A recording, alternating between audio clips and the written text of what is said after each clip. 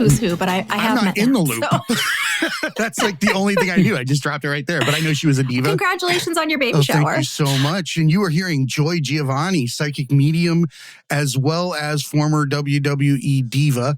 Not what we're here to talk about today, but we are discussing what the transformative process can look like for authenticity and how it is that we can grow into our true position in life, what we're made to be. How you doing today, Joy? Yeah, I'm doing great. How you guys doing? Living the dream. Gary, how you doing, brother? Great. That's a very strong Italian last name. I like it. You get what you get, right? My wife is half Italian, half Colombian. Her mother's from Spino, Italy, from a farm. Wow. So it's legit. I get like the real food when she comes over here. She's like, I'm going to make a ricotta cheesecake, and then dirties everything in the kitchen, drops a bomb, leaves the cake, and then you're just standing there with great food. Probably and the best disaster. cake ever, though. Yeah. Oh, so good. Yeah, that's definitely worth the cleanup for sure. 100%. She could do that at my place anytime. She lived those for like 6 months. There was like fried shrimp at like 9 a.m. in the studio. I'm like, Wow. why am I smelling fried shrimp? So, Excellent. Joy, why don't you tell us a little bit about yourself, where you're at now, and we'll kind of go from there. Sure. Now my life looks very different than it used to, but I guess, right, such as the evolution of our lives. I am based in San Diego, California, which I love a lot. It's great here. My full-time work is as a medium, doing individual readings, group readings. I have a podcast too, which I'm loving. As you know, it's so fun to get into people's stories because while we're all such unique individuals, there are through threads about resilience and emotions and all that. 100%. So I'm living my best life. My kids are grown, so my landscape looks very different than yours, probably. No, you'd be surprised, actually. Meditating for like 5 years. That's I haven't awesome. missed more than just a day or two here and there. At first, I was super upset that I missed a day, which is super counterintuitive to what meditation is supposed to help you with. Yeah, I got you anxiety know. about my meditation. But I completely understand where you're coming from. Living in an authentic life can be very draining, and carrying around a concrete mask in order to survive financially and get your biosurvivability tickets, you have to play the game, and you were doubling down. I mean, you're not only having to be who you were told to be since you were a child, the societal, conditioning that we get coming up, and implicit biases and parents and things like that.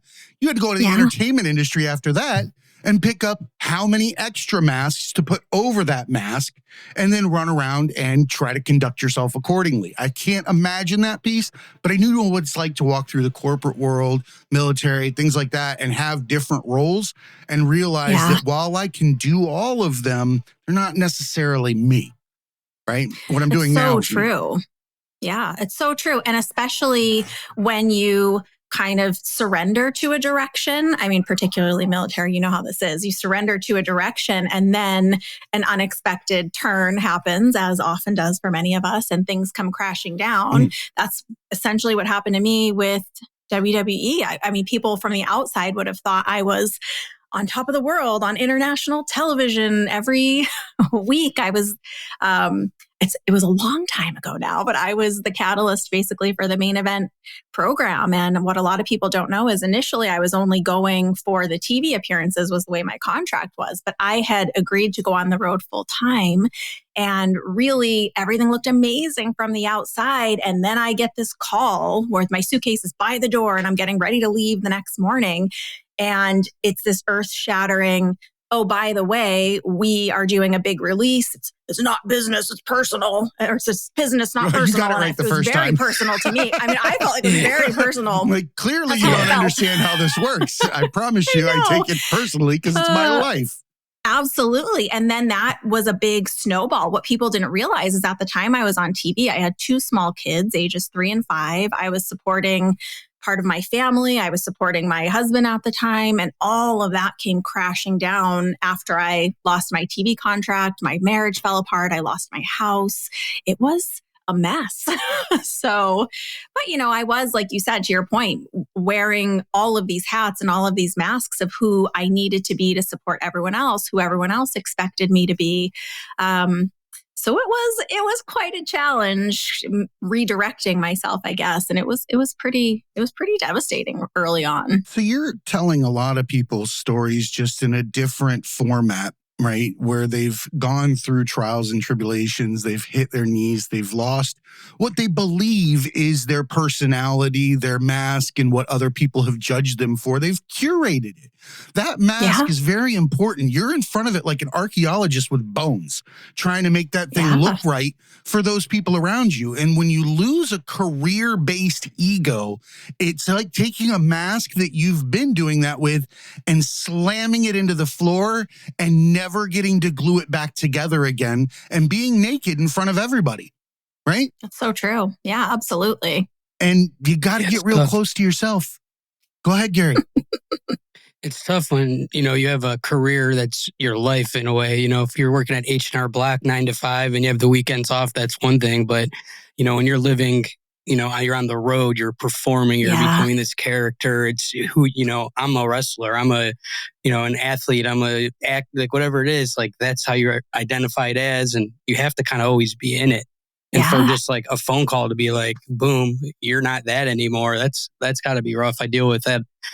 A lot of athletes, I work with UFC and, for 20 years, and these guys I'm a fighter. And then the minute they can't be because they're injured or they get cut or whatever, like they don't know what they are anymore. And, I've seen it a lot. And it's a tough one, to go through. Mine was maybe even like a little bit more, I don't know. I think one of the reasons it hurt so much, it probably sounds like first world problems, right? But to make my body the way that it needed to be for TV, that was like a full-time job in and of itself. Jesus. My true dream was to be doing like traditional film and television, which I was. I was a SAG actor before I took that role with WWE. I was very on the fence about even taking it because I was like, oh, no one's going to ever, back then, 20 years ago, there was no transition from one field to the other in that way. And it was a big, I don't know, it felt like a big concession to me because my team was basically like, I had management and agents and publicists at the time. And they were like, do you want to work or don't you? This is international audience, take the job.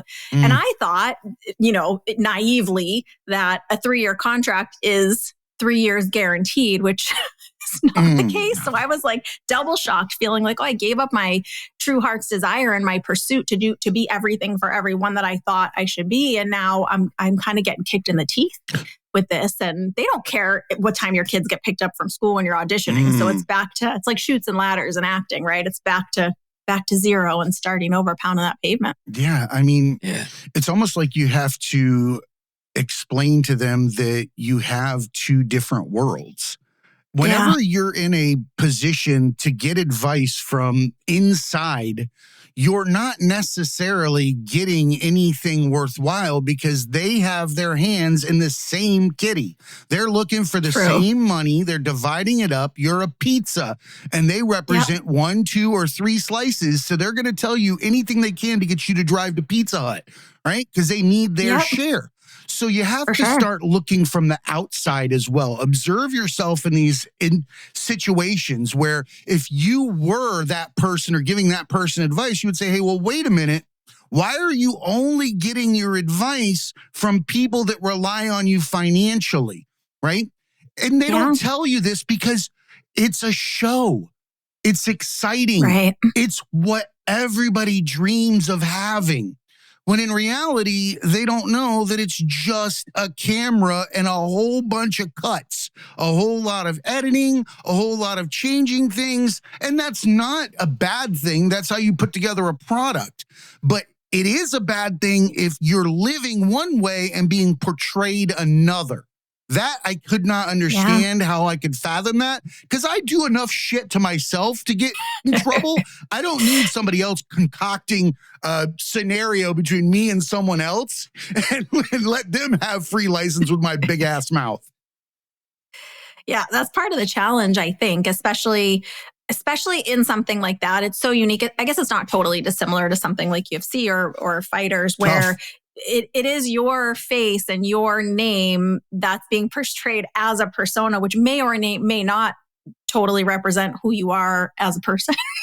Right. And you have to kind of stay in character too. They don't want you obviously breaking character, especially when you're in the public. So if your storyline has you looking a certain type of way, that's not your personality or, your moral compass as a whole, but you still have to like be that person. And most people aren't smart enough to know that you're acting, like. Why did I just consider the fact that you would have to wear like an eye patch through Winn-Dixie alone? Like just because you have to continue playing the bit, you're in Publix and your character has an eye patch. But they used to do that back in the 80s and 90s. Totally. Those guys would show up at 7-Eleven and scream about something like they're actually still in the ring or whatever. That's the wrestling I grew up on. And that's why I love talking to Ellie about Jim Neidhart, because they were in Florida and they would show up at like all these like convenience stores or anywhere and just be themselves. It's super cool to watch. But to your point, Gary, which is real, which isn't?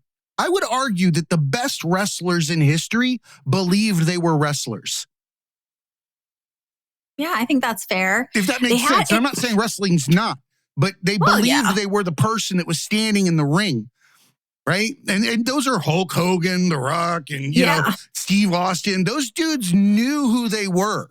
And they were just portraying it on a grander scale. But the other ones... and it is, to your point, sorry to interrupt you, it is kind of a fascinating, it's a different pocket, right? Because it's not fully scripted, even though elements of it are scripted. What's tough is what I observe from inside that I don't think a lot of people realize is a lot of those characters, a large percentage of them are created based on that person's actual personality. So some of the bad guys, you're like, oh, this guy's really we're kind of finding that out later.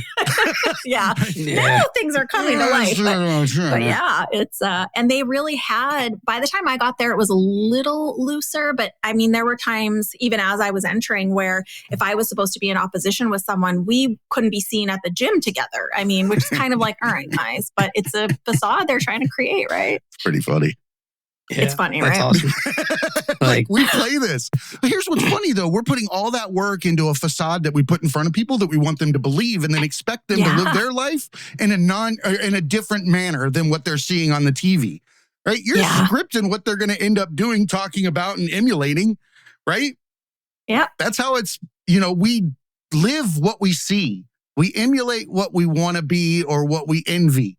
And if we envy you, then we're going to put on the same clothes. We're going to walk around. We're going to have the same types of arrogance if they want you to have that as a diva or whatever it is. They're going to play off of that. And that's what ends up happening on the other side of the camera. It's still ripples. It's still an influencer. Still somebody that is making an impact, whether it's good, bad, or indifferent, right? Yeah. But you found yourself at a pivotal moment on your knees. I like to say that we plant a tree at the moments when we're in our worst positions, which is on our knees, right? Oh, I love that. And that's a great way to say that. You planted your seed, but it's not the traditional seed that people would, come in contact with.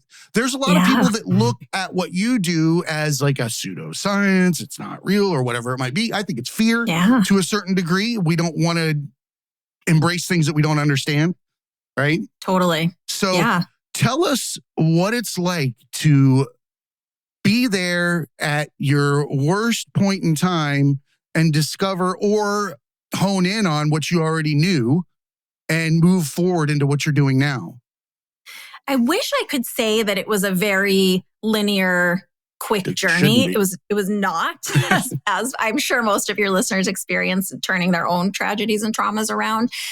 For me, before I entered acting, I swear Siri never wants to talk to me when I'm not. She only wants to talk to me when I'm talking to other people. So I, before all of that, had started a trajectory of learning holistic medicine. My kids were tiny. I wanted to know little natural cures for things that we don't take them to the doctor for, tummy upsets, things like that. So I had already become a licensed massage therapist. I was already a licensed trainer working with athletes. So it was a diversion from that I just kind of shifted over into acting and all of that. So I returned to my roots and restarted my career as a massage therapist and in wellness. And it was really through all of the tough stuff I had been in with these, to be quite honest, abusive relationships. I did a lot of soul searching. I did all of the self-help, all of the healing modalities, and really was on the only one this. That can. Yeah, exactly. Really on this deep searching for myself, adamant that like, I'm not going to live as a victim. Yes, things happen to me, but I don't choose to stay in that vibration, if you will. I wanted to shift It's not that. my I did radio station. traditional I don't like therapy. country. Yeah, exactly. And how do I, yeah, please. I'm joking. I'm naming one. I believe that. Oh, and how do I turn my own ship around, right? Like partially out of just desperation at that point as a single mom. So it was through all of this personal development and understanding some tools did work for me and others didn't. And it seemed like, some of the more mainstream ones kind of didn't work for me. It was really Reiki, which is a Japanese form of energy healing that kicked me over to the next level. It was something I had wanted to learn about in massage school. But to your point, I was like, I don't want to open doors I don't understand. I really was intimidated by all of the quote unquote woo-woo stuff for the same reason. I was like, and I just was like, I don't know if this is fake. I don't know if this is for me type of a thing. That's a good thing. That's a healthy approach. That Absolutely. also takes away people's ability to tell you that it's not real because you didn't go in with a preconceived notion.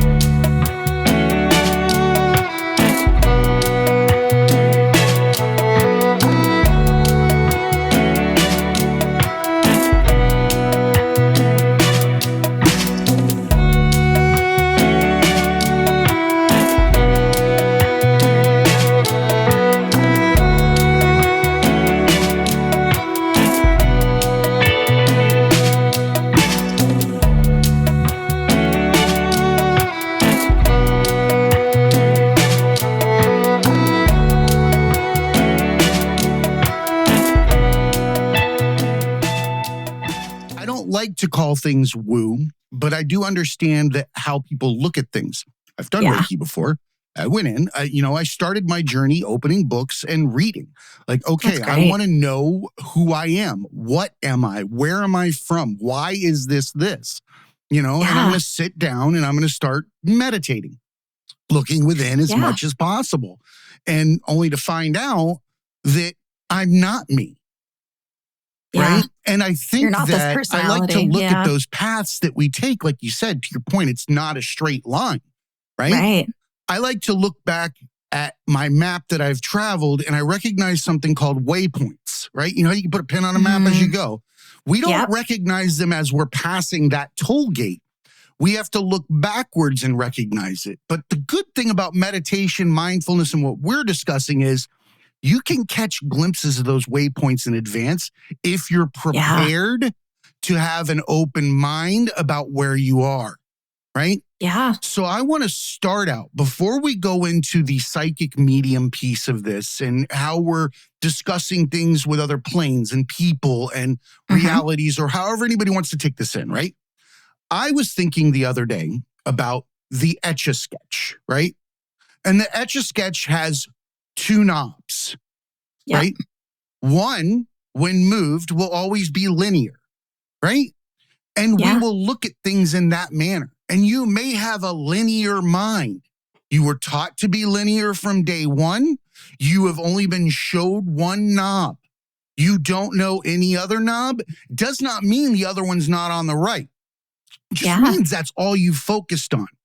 You get glimpses of this when things change when you're not expecting it. You bump your other knob, right? But some people have a different set of knobs that allow them to tune into locations on a plane. It's not linear anymore. When you add that other knob, it now becomes a flat plane and you've infinitely pushed out all the directions that you can go. your radio picks up different stations than the regular linear radio, yet they all exist at the same time.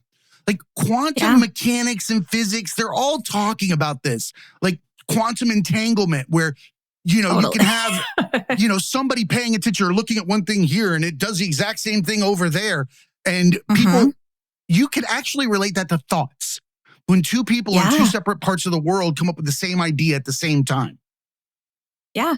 That's I love that quantum analogy. Entanglement without the objects. I'm probably butchering this. Beat me the fuck up in comments or send me an email and tell me I'm an idiot. I'm okay with it. I like to learn. But I like to put that out there because I feel like we've not given enough thought to our capabilities.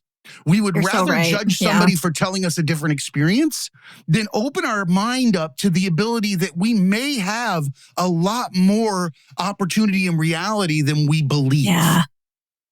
And I agree with you completely. And I think for me, my belief now is that everyone has gifts to different degrees. The analogy I usually use is it's kind of like baseball, where everyone can play to some degree, even if it's, on 4th of July in your backyard with your own family. Not everyone is going to be on an A team, what I mean, professionally. But you said it earlier, you touched into it, where culturally in our own family of origin, wherever we're from, we're conditioned in certain ways. But it's so interesting to me how even in our common vernacular, language-wise, we say when we're sad, oh, my heart is broken. Well, we don't mean our physical heart. We mean energetically, emotionally. We say, oh, there was such good energy in that meeting today, or, oh, there's funky energy in here. But we dismiss that, not realizing, oh, no, we're talking about this additional group of senses outside of our 5 physical. It's this group of 6 senses that we all know and talk about and understand. Oh, that person just gives me bad vibes. You know what I mean? But we dismiss it at that. And most of us, for whatever reason, don't go much further into it. It doesn't match me. Yeah. I don't like your perfume. I'll hang out with the people that wear the perfume I like. I don't dislike you. I just can't smell your gardenias anymore. They're not working for me. Right? Absolutely. Yeah. And to be honest, even myself, there's so many things that now that I am more open and a little less tense with all of this, that I realized things from when I was like 2, 4 that I just kind of dismissed and put back there in the closet of my mind of like, oh, we're just not going to talk about that invisible lady in that room that nobody else sees, because people just dismiss it, or, oh, that was just a dream, or, oh, you're not seeing that. What I've noticed is where it happens for most of us is in our youth, and it's out of protection from like a parental figure. Typically, when a kid comes in and says, oh, mom or dad or grandparent, you're sad. And they say, oh, no, everything's fine. Everything's great. You don't feel that. And we start to discount our own emotions, what we sense, what we feel. Invalidating the reality of somebody is a shitty thing to do. Yeah. And it starts, and I'm a parent. Like I said, my kids are grown. So there have been many times looking back that I'm like, oh, I should have just Superman, said. Iron Man, Spider-Man. I don't give a shit what you're swinging off of. Just be it. Be it for the day, be it for a month, be it for a week. Doesn't matter. You'll move on. Yeah, but it's even that invalidating when they come in, when there is a problem and they say like, oh, are you sad? Is something wrong? And we say, oh, no, everything's fine. Just trying to not worry them or whatever it is, instead of saying, oh, yeah, mommy's sad. It's okay. It's okay to be sad. Do you know what I mean? So it really does. You're teaching them not to mask I've noticed their it feelings. starts then. Yeah, absolutely. And that it's okay to have feelings. I do think as time progresses, collectively, we're doing a better job of this. But I agree.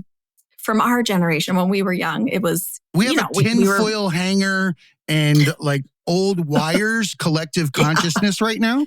I think that it's being put together little by little. That's the internet, right? Yeah. I mean, our ability to communicate at the drop of a dime around the world has picked up exponentially and continues to. As far as I'm concerned, if we were to look at humanity as one entity, we're getting smarter, and we're getting smarter by connecting, not by standing alone. It's so true. And shared experience, which is why 100%. I love your show so much. You don't know it's real for you unless somebody else can validate it down the block. Absolutely. I have no benchmark. Why am I doing this? Yeah, we didn't used to communicate with very many people. Before the internet, you had like a couple friends, your family, and maybe some kids at school, but you didn't know what people in Sweden thought or Africa or, I have a lot of gay friends and a lot of them grew up in small towns and they were the only one, and it was like they had no one to talk to or turn to back then. And just people that knew they were gay or thought they were would usually ridicule them. And then, it's like they didn't have the internet and, most of them, ended up moving to bigger cities, and as they grew up, they got, into communities and places where there's a lot of more people like them. But I think people are telling you this is wrong or this is bad, or no matter what it is, if it seems a little different, because in that small town, it doesn't exist. But then when you see hey, there's all different types of people and doing all different types of things, I think it really helps connect people. And then you could grow and, start talking about different things and relate to the same types of, issues. So I think that the internet sucks for a lot of reasons, but it's definitely has a lot of benefits too. Yeah, absolutely. It is bridging a lot of divides. We're kind of taught, to your point, with, if someone is in a small town and we're conditioned to know, okay, I can't talk about that here, fear of judgment, fear of, it's even down to a tribal sense, fear of being kicked off the island. Do you know what I mean? So we learn to kind of mask, like you were saying at the beginning, Jay, where we decide, okay, who is it acceptable for me to present as in this group? And a lot of us code switch, or is the word for it now, I think, but, change our personality based on where we are and who we're with to be accepted. I would argue that we all do, simply by design. The most mindful person in the world still has to wear the mask in order to talk to people around him. Yeah, right? For sure. There's a certain amount of it. I struggle with this with a son on the way, right? And when I say that, it's in that if I have the ability to discern that there is a certain amount of a collective mental illness, if you will, the human condition, right? How do I raise my son to recognize that from the beginning and treat people with empathy, without judgment, and to always know that any kind of pain being dished out by someone else to him is about them, and you should simply feel bad for their position, because whatever they're saying to you is a mirror in some way, shape, or form, right? Yeah. Because we don't have the ability to hurt anybody else. We only have the ability to hurt ourselves when it comes to the emotional. Yeah. And to your point, and then it's this complexity of how do you hold all of those truths and at the same time teaching this little guy, hey, it's also okay to have boundaries in your space. And it's okay for you to decide what's acceptable in your space. You don't have to judge those people, but you can also say, no, thank you. Right. While you suit up, go to an interview and put on your fancy vocabulary an hour later that your kid doesn't even know you're doing. Right? I'll tell you, just the fact that you're even thinking about this, considering it, you're way ahead of the curve, and I'm sure it's going to be great. Right? Well, I just want to make sure that he doesn't fall prey to himself. Yeah. If that makes sense, because us Hickses will beat the shit out of ourselves, man. I'm my worst enemy. Every single day, I make the conscious decision to be in pain at the hands of other people in my own mind. That's batshit crazy, right? Or to think I know what someone else thinks of me. They don't give a fuck about me. I think Brene Brown, the way she says it is the story I'm making up is, because we make up stories, like you said, of what other people think. The good news is this is the part we can work on within ourselves. So that's the good news. Right? Just don't do it with like a sand table and action figures, right? Yeah. And that might get you put away. And I'll tell you the other thing is, even with my own kids, there's so many times as I've grown and learned. And I mean, I was 20 when my son was born. So, I didn't, I was a kid myself. And I will go back with them now. They're both in their 20s and say like, oh yeah, I could have done better. I'm sorry that you experienced that. So it's taking accountability. Oh, yeah, dude. Too is a part of it. The core wounds are real. I had a buddy that told me that he wasn't even thinking, and he put his son down to watch a movie with him, and he was like 3 years old, It was Indiana Jones, and it was like you looked over and didn't realize his kid was freaking out scary. when they're pulling the heart out of the guy's chest. His kid's like the monkey brains, the whole thing. That's terrifying. Now Yeah, this kid can't see spiders or snakes or something. You know, like what? You don't know what you're instilling by accident. Well, yeah, and then it's their perception of the situation too. Like you said, from our adult perspective, it might be one thing, but through the eyes of a kid, and even if we don't necessarily agree with the perception, it's their perception. So it's saying like, yeah, sorry that you experienced I'm glad that. You're right. That. It is about each individual's prescription lenses with which they bring things through. I'll always say that. I think that we have our own lenses that are comprised over time, that each experience gives us a different view of society. That's why two people can get into the same situation. One can walk away with PTSD and the other can walk away with absolutely zilch, right? Yeah. Because they had a different understanding going into that situation. You know, they could have had 10 events before that were similar, right? Yeah. Or whatever it is. It's not ours to judge the other person's glasses. It's to actually take what they say at face value. Simple as that. That's their experience, and it's okay. And I mean, I'm very American and I love this country, but we do have this paradigm that happens of like winning and I need to be right and my answer needs to be paramount, instead of just saying like, we can have two different answers and that's okay. And your experience can be yours. And like you said, even if it's the same situation and mine was different, I don't need to invalidate your experience.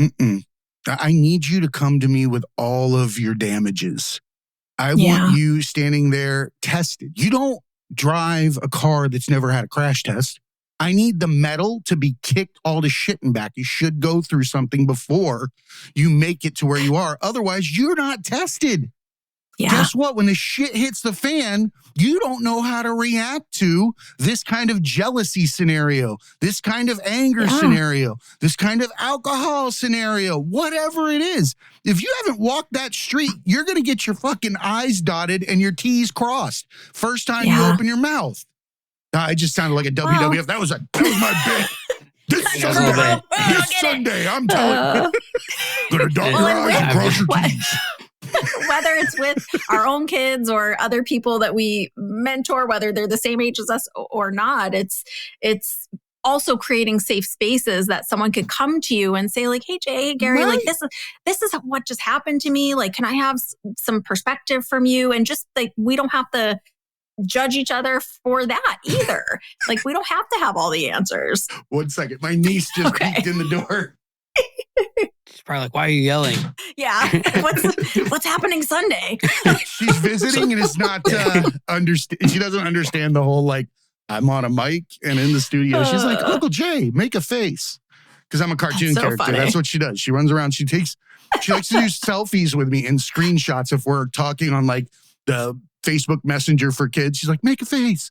Do a cartoon character. That's funny. So when I was very in acting, my kids were little and I kept it very secret that I even had them, because back then you wouldn't get agents, you wouldn't get roles. So I had even hand signals with them in the car to know how to be quiet when I would take calls and stuff, so no one would hear them. And so that's not that's great for the psychological wellness, right? Yeah. Every mom has that. They have like the eye, like this.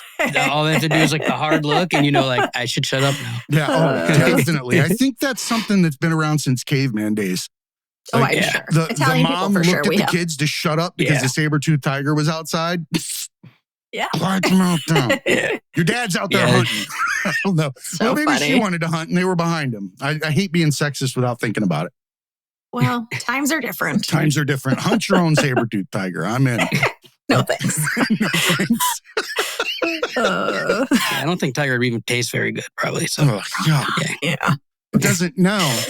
It's a cat. It's a cat. Yeah. Like, no. Cats eat you. You don't eat cats. I think that's like a universal thing. And it doesn't matter if it's a house cat or a lion. You die in your house, that cat's going to eat your cheeks. Like within 30 minutes. Your dog is going to cry. Your cat is not going to cry. Your cat's going to be mad that you aren't feeding it. It's true. So funny. So true.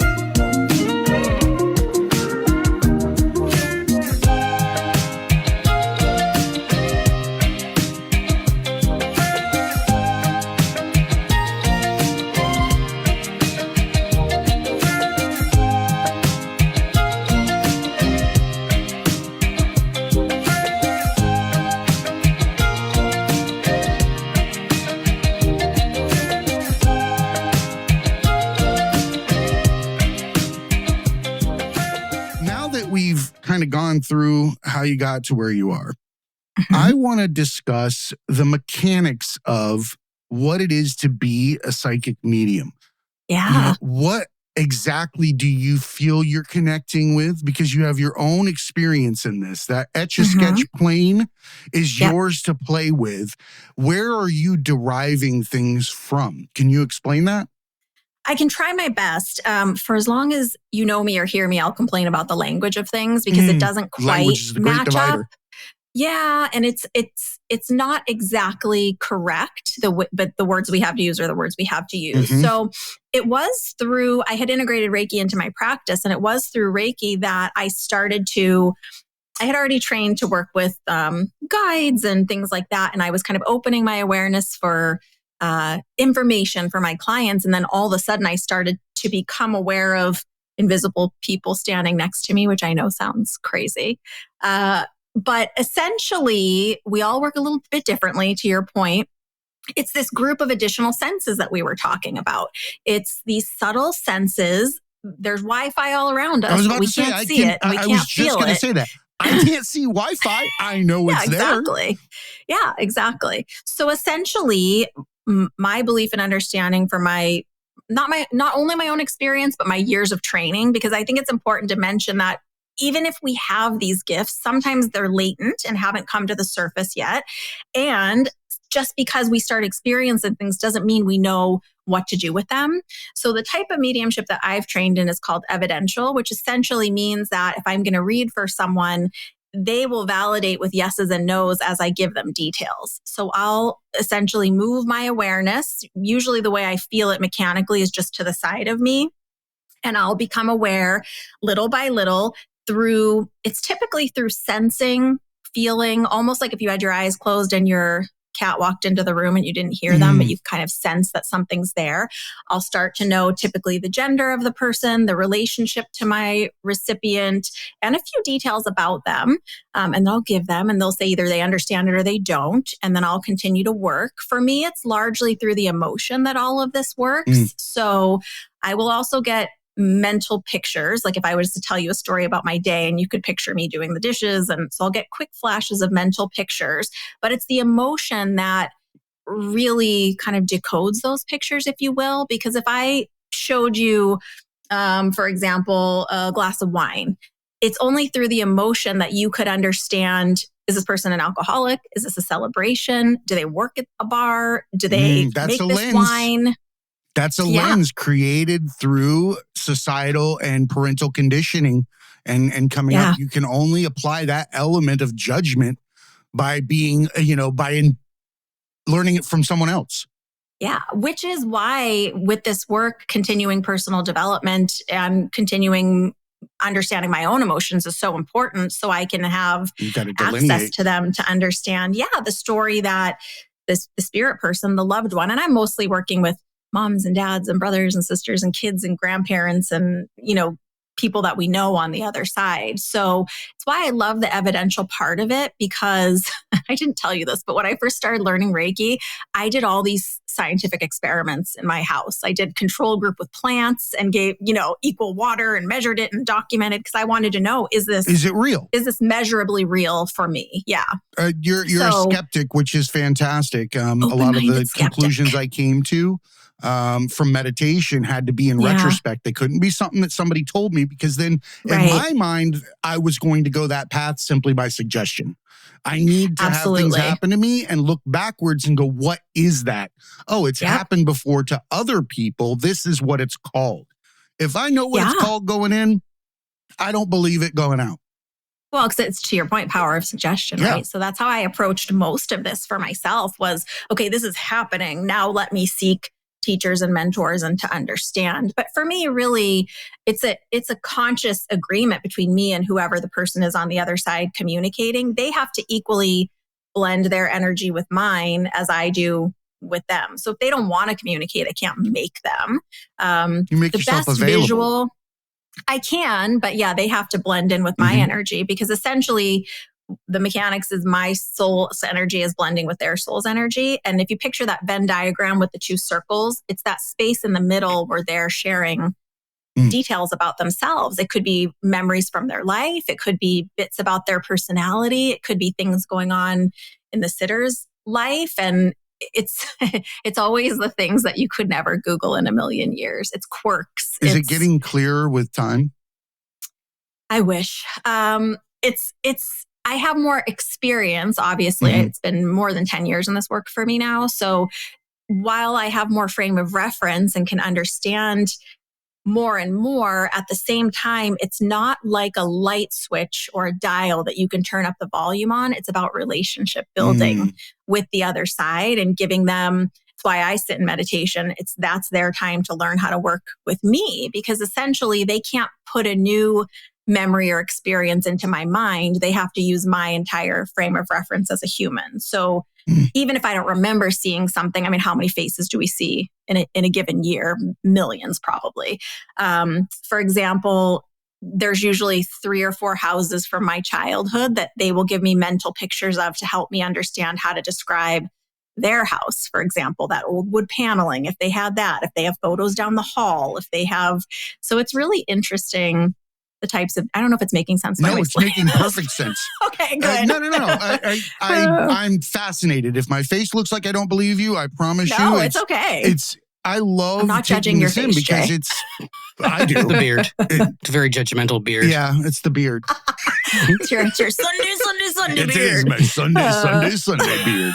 But I mean, and it's why to say, oh, your loved one is telling me is not exactly correct, because they don't have a physical body. So they don't have a voice box, but they're communicating through thoughts popping in, through sometimes songs coming in. Sometimes I'll have. And then you don't. Yeah, exactly. You don't know it, and then suddenly it's there. Yeah. And then I'm working to understand what it is. And most of the time, if I have just like a song playing in my head and I give it to my recipient, I want to understand what it's about. But sometimes I don't quite have all the pieces. I'm thinking of one in particular where this person's partner had. F the police. Yeah. Well, hey, everyone has their own personalities. You might be kind of surprised. Something just complete. Skeet, mother. Hey, it could be. This one person kept playing that. That artist who sings the Over the Rainbow, but he's Polynesian. Oh, yeah. He kept giving me, that song, and I had given it to her, and I knew that it went to their wedding, and then I kept seeing the same wedding venue and hearing the same song, and I told her I just don't understand, because clearly there's more to this than that. And she said, oh yeah, because we also had the celebration of life at that same venue and we played the same song. So that's what he was trying to communicate. So it's things like that you just... It's really me. Yeah. And it's what they want to share. And sometimes what we want to hear and what we need to hear are the same, and sometimes they're not. So I talked about that artist today earlier, which is kind of Israel, isn't it? It's like Israel. Yeah. BJ Penn used to walk out to the ring with him, and I was talking about walkout songs today with my Hawaiian friend. You just shared a BJ Penn picture today with me.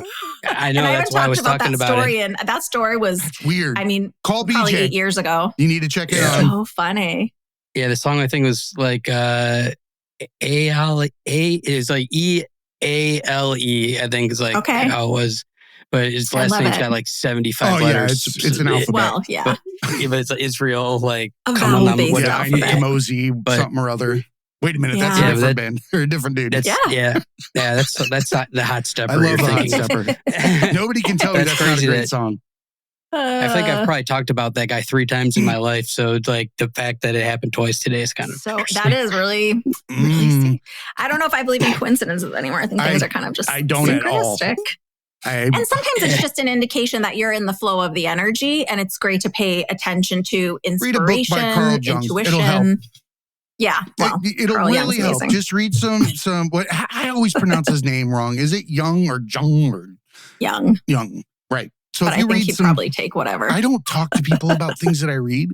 So if you don't pronounce it once out loud and you've only read a book, you will hold the improper pronunciation of something for a long time until you have that conversation. I've found that out several times based on the stuff that we're discussing now. If I've never had a conversation with anybody, I got my head in a book of words like Kundalini. Like, I don't know what the fuck that is, right? And I'm reading it. Of course, I'm going to walk up to somebody and be like, pronounce it wrong, say it wrong. Know what I'm talking about, right? Because I've read it. or I've gone through something or that kind of thing. But the word? Not until it comes out of my mouth in a public situation. We all agree it sounds like this. Do I know the difference? So true. Well, luckily, that's one of the good points about the internet is you could put in just about any word and it'll tell you. It'll help you. Yeah, absolutely. It helps me. I'll speak for myself. Helps me pronounce things. But I like being confidently ignorant. It gets you through a lot of situations. Yeah, I've paid the price on that one a few times. You just hedge your bets. They don't understand it. Yeah. Funny. I lost $500 on the sherbet bet once because I was so convinced there was no dairy in sherbet, and there is. There is. And there's also no R at the end. Yeah, but I was so convinced it was like Italian ice. Like there's no dairy in there. And I was like, yeah. I think those are the kind of things you only really are sure of if you have tummy problems. So right? I don't know, man. Believe Things the person with tummy problems. We know. Yeah. The one that slipped by me the most, it bothered me for a while, was Funyuns. Like, I know what Funyuns are, ate the crap out of them, love them, had no idea it was a fun onion. Yeah. They're corn-based. A fun onion. That's what the name means. Fun onion. I had no clue. But made from corn. That's even weirder. I think there's 0% actual onion. It's like that powder that's in your mom's top of the onion spice. salt or whatever. Yeah. Yep. Never been used. What happened to Lowry's seasoned salt? That was like the go-to for everything, wasn't it, in the 80s? Probably not supposed to eat that anymore, but I have some in my cabinet right now, sir. That thing went on everything. Yeah, Lowry's is. Oh, now if you taste it, it's like pretty good. It's like dumping a packet of ramen seasoning in your mouth. It's all MSG, I'm pretty sure. Gary, I'm curious to what kind of questions you have about psychic mediumship and what we're discussing. Does it ever go bad? Like negative, like energy? You know, you're like bad information, negative, like. There's somebody or like somebody's wanting to connect with somebody or get some information and it's not what they wanted, or the person on the other side is, doesn't necessarily like the person, or they have some bad blood, or like some sort of feelings. The body? Yeah, that's a great question. Well, so for me, I have had it where someone, for example, wanted like the passcode to the safety security box, and I can't necessarily get that information. But the way I understand the life review now, I know it's talked about in a lot of religious systems. It's not them watching a movie of their life. It's essentially, and this is very much like the time-space continuum ripple. It's them essentially going back emotionally and standing in the shoes of anyone they ever created any emotion in to feel that emotion. No, thank you. That sounds horrifying. Okay, so be I a good have not person. always been a good dude. So it's why even if someone had like a struggle with someone in life or a challenged relationship, or they were like not a great person generally when they were here, they're so different by the time they're communicating. Jay, you said this earlier, we're not our personality. So the soul of us is very, even though we have some of the same qualities, we have the memories, who we are is very different through that lens on the other side. So it wouldn't be, if any information is coming that's challenging, or they're recounting, for example, like an abusive situation, it's always with the intention to heal. And part of that is, that's the way I work too, is my intentions for the highest and greatest good of all involved. But they're not going to necessarily tell all the information that you want to hear. It's going to be based on, like, for example, your healing and their healing and what they need to express.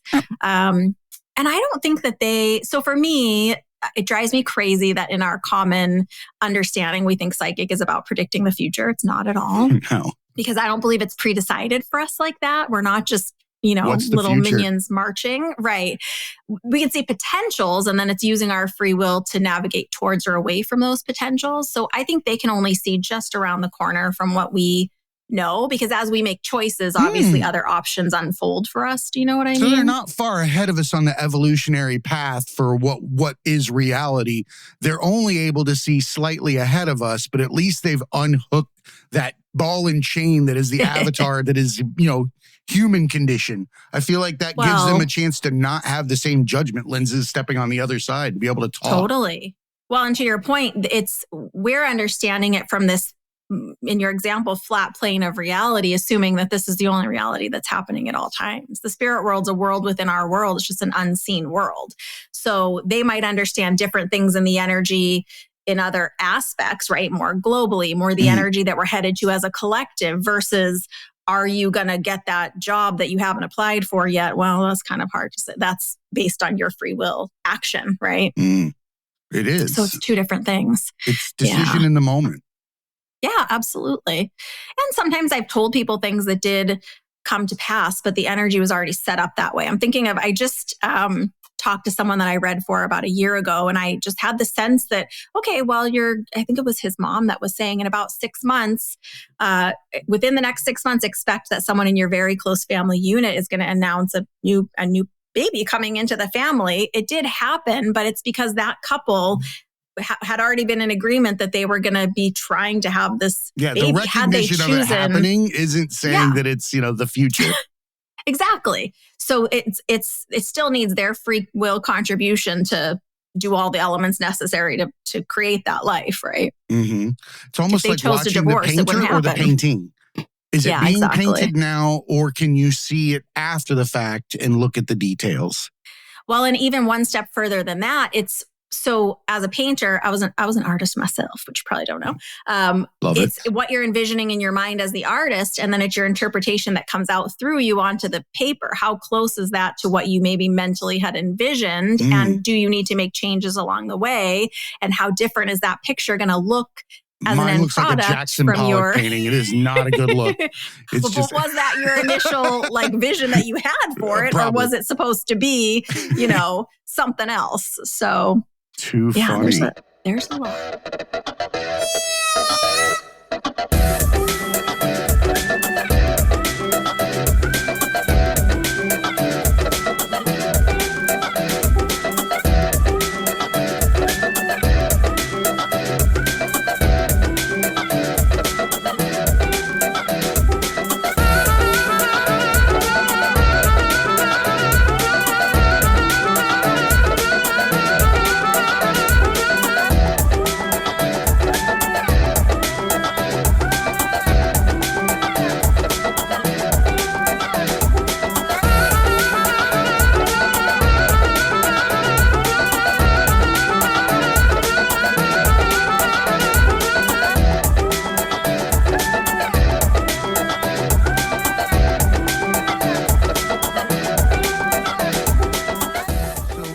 Ask you about tarot.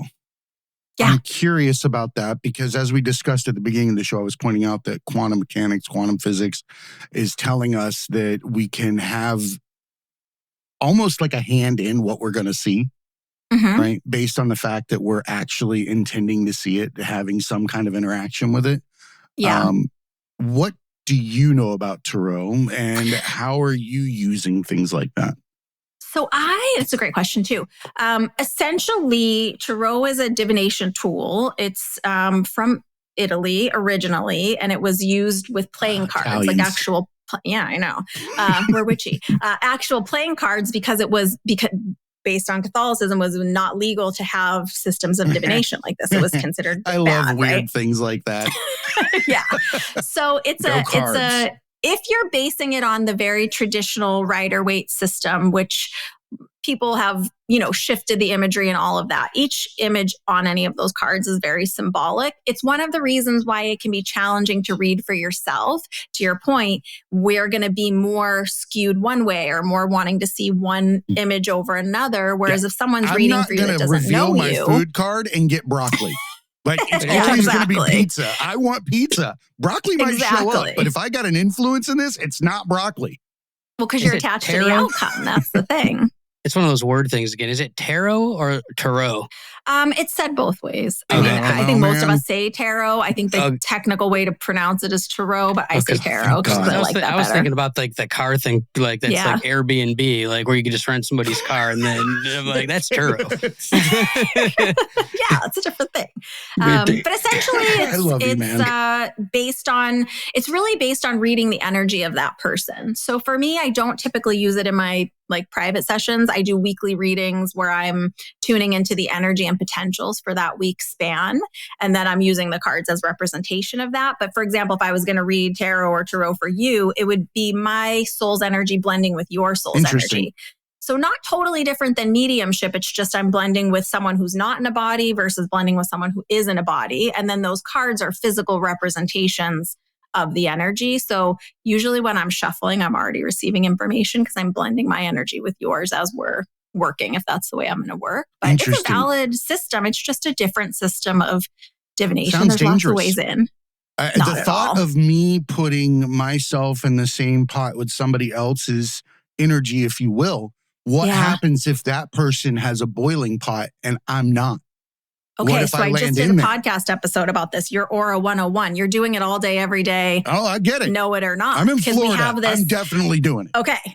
So I liked how you were talking about quantum physics and all of that. Science is catching up to all of this energy. The Heart Map Institute has this study where they have now mapped the electromagnetic field of the heart that goes out in front of us. Yes, it's. I think they're saying it's about 4 feet, but essentially we all have this auric field around us. Most of us in our common language know it as our personal space bubble. Like if someone got too close to you in line at the grocery store, you kind of want to turn because your energetic stench. Get off me. Yeah, they're in your bubble. They're in your space. So we are doing that all the time as we move through the world, blending energy with people, kind of unconsciously as we go. You can do things like grounding or meditation to kind of recenter yourself to your own station, if you will. Yeah. Some people are more sensitive to it than others, but it's from my perspective, I don't think there's as much scary as people want to sensationalize it to believe through media. I wouldn't necessarily say scary. Yeah. But people live in extremely heightened states of anxiety, depression, and mental illness with zero indication on the outside to most people. Like they can be living with that mask and the thought that I guess you're probably going to weed that out long before you actually start pouring your cream in their coffee.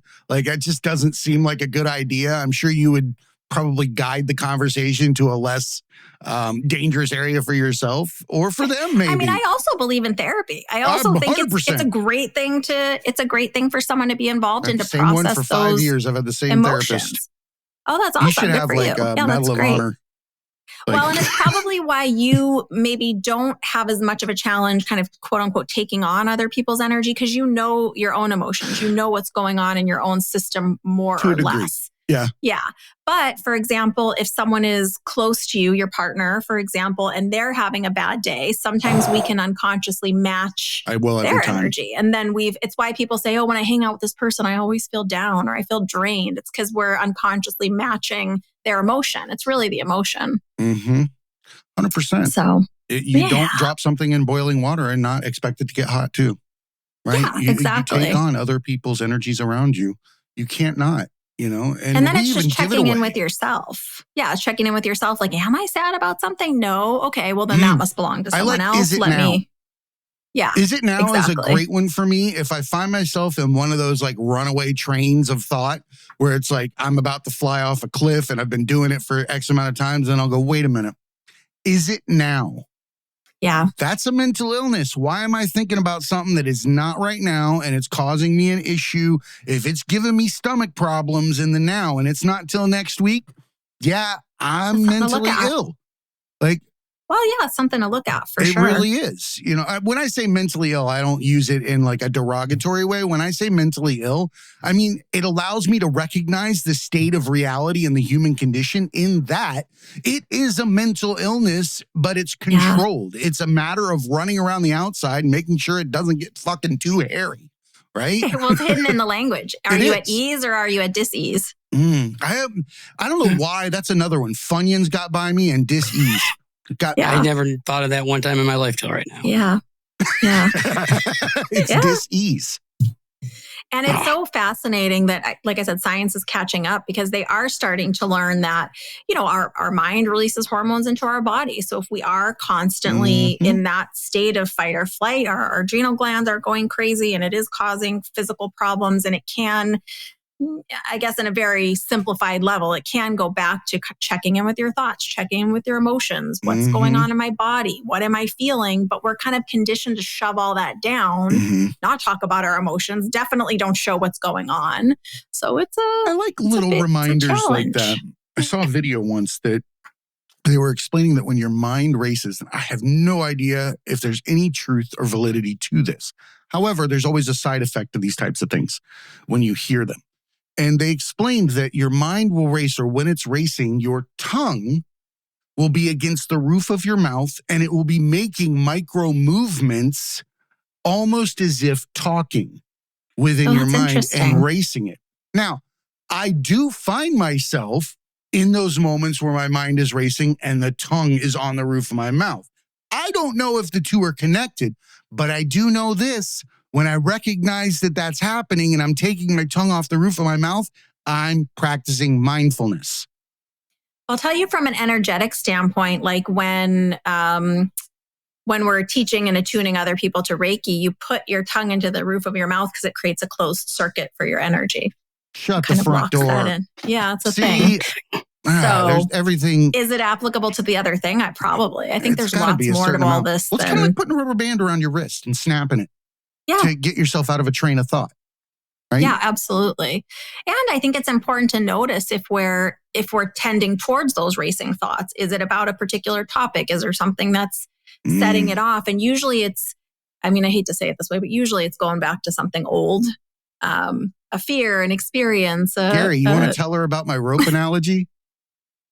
Yeah, it's one of the better ones, but it makes sense. It's like, I don't know, you'll explain it better, but knotting up the rope.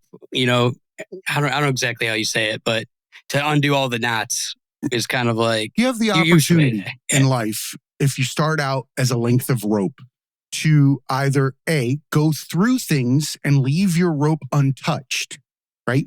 Live through whatever it is that you're going through, a death, a trial, a tribulation, happy time, whatever it is.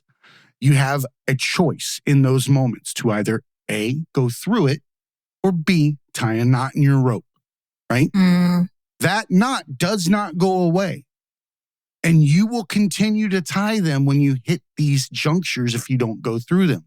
What happens to a rope over time that's being tied in a knot over and over again? Becomes useless. Becomes a giant ball, has no use for itself or for others, right? Yeah. Meditation is the moment that you get to sit down with your rope and tend to it and start to untie those knots little by little until you do find those knots in the beginning that are the root of all the issues or are connected to.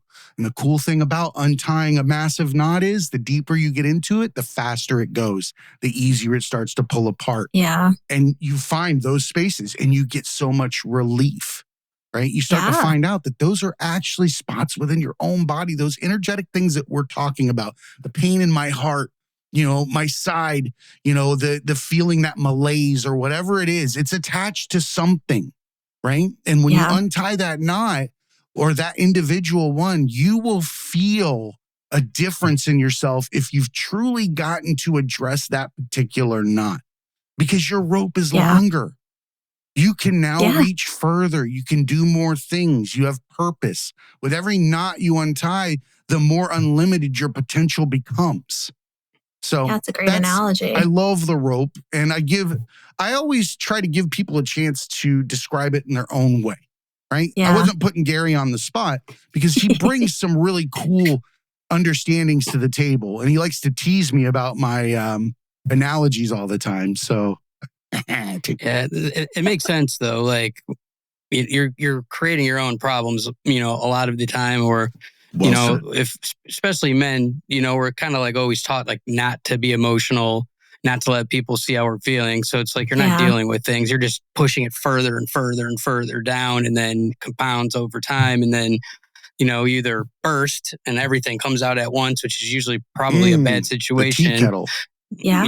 Or it's like something gets you into the mind state to start undoing them one by one, and I think that the coolest part of all of this is the science relation to everything now that science and and spirituality and everything are are kind of starting to mesh, Yeah. It's slowly, but it's just as simple as like, we learned energy is never created or destroyed. It's, it's only transferred. And then you start thinking about that as far as people passing on or what God might really be, or time doesn't exist.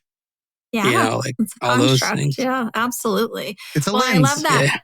Yeah, I love that analogy with the rope. And I think it's important to mention that I think where people get, well, I don't love the word stuck, but where we get caught up is we think, oh yeah, I've already untied all those knots. Like I'm good now. I don't have to. But we get twisted up, right? We continue to get knotted up and tangled, and we have the opportunity to continue to do that work, but it's not a one and done. Mine looks like that world's largest rubber band ball or yarn. It's in like Massapequa or some shit like that when you're driving through. That's my knots. They're just out there in this big field. You're working on them. That's all you could do, right? Is keep working on them. It gives me plenty to do in the afterlife. Just unravel my knots. Where's Jay? He's with his ball of yarn again. He's on yarning. Do you have anything that you want to discuss or share before we go? Tell everybody where they can find you. Tips? I would love that. I do have some tips. And actually, kind of to your point, Gary, what you were saying about shoving down those emotions, that is what gets us confused when you hear people say like, oh, I don't have intuition. What happens is we shove down those emotions. They get kind of stuck in there. And then we get confused about what is our anxious, busy mind and stuck emotions versus what is that quiet voice of our intuition.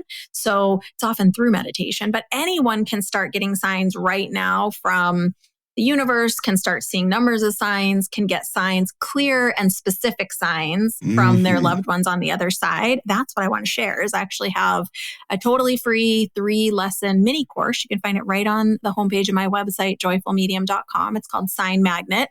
Each lesson's only like 15 minutes and it teaches you, because a lot of people say like, is my loved one sending me signs? Like, I don't know. And I say, well, what sign did you ask them for? Oh, I don't know. It's like, well, that's why you're not seeing them. It's not them, it's you. They're available. They're only ever a heartbeat away, because once we're not confined in a physical body, we can be more than one place at a time. We're one inhalation from joining them. Yeah.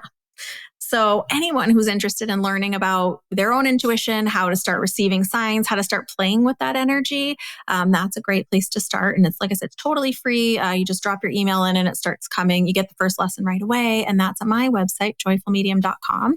You can find me on most of the social platforms at Joyful Medium. And I'll shout out my little podcast, Spirit Speakeasy. It's the mediums, mystics, and spiritual luminaries of our time. Thank you. I absolutely love that. Do you have a secret knock? I appreciate that. No, but I have a 20s song music that we play. Love it. Nice. You have to invent your secret knock now. I will. I'm gonna get back to you with that. That's how you get into the speakeasy. Get into the speakeasy. Yeah. And I just love it because there are so many questions. I didn't even used to believe in any of this before it started happening to me. Yeah. And just like you, I like to experience things and then go research. And so I feel like I have a unique opportunity to ask other practitioners, I don't know about all the modalities that exist, but I can ask those questions from kind of like an insider and move the conversation a little bit further, a little deeper. Well, that's your job. Of love, as that's you guys all know. Of our jobs. Yeah, is to evolve. Absolutely. We think we're independent from everything else on this rock. We are not. Our evolution, even through science, math, and artificial things that we create, is still natural because we're natural. We're going to grow to different understandings and capabilities because that's just how it works. Nothing stands still. The only thing permanent in life is change. So if our perceptions aren't changing, then there's something wrong. We're in what? We're retrogressing to some kind of prior state, right? Yeah. And to your point, like if someone wants to believe that there's only one linear plane and that's all that exists, like cool, that's fine. But if you're open to the potential of doing your own exploration, like you pointed out, I'm an open-minded skeptic, like do your own exploration, have your own experiences and see what you think for yourself. I absolutely love that. I genuinely appreciate you for stepping out and off that authenticity curb. It's just, I say curb, it's not a cliff. It's just that we have to wear a blindfold when we do it and we don't realize that is the easiest thing possible and requires the least amount of work to navigate through life because you don't have to remember your masks anymore. You don't have to remember So your true. ego. You don't have to remember what you did, where you left off with people, because you're always a smile and a hug, right? If you're always a smile and a hug, nobody's dreading seeing you, right? So true. I genuinely appreciate you. Gary, I appreciate you as well. Thank you for supporting what we've been doing for so long. It's been an honor and a privilege to talk with you guys today. Thanks for having me. Likewise. And remember, everybody, be cool and keep learning. I used to call San Diego Hot Boston because I feel like they are the same city, Hot but with Boston different is a weather. damn name. Are I'm calling you? it. You're not from Boston. No,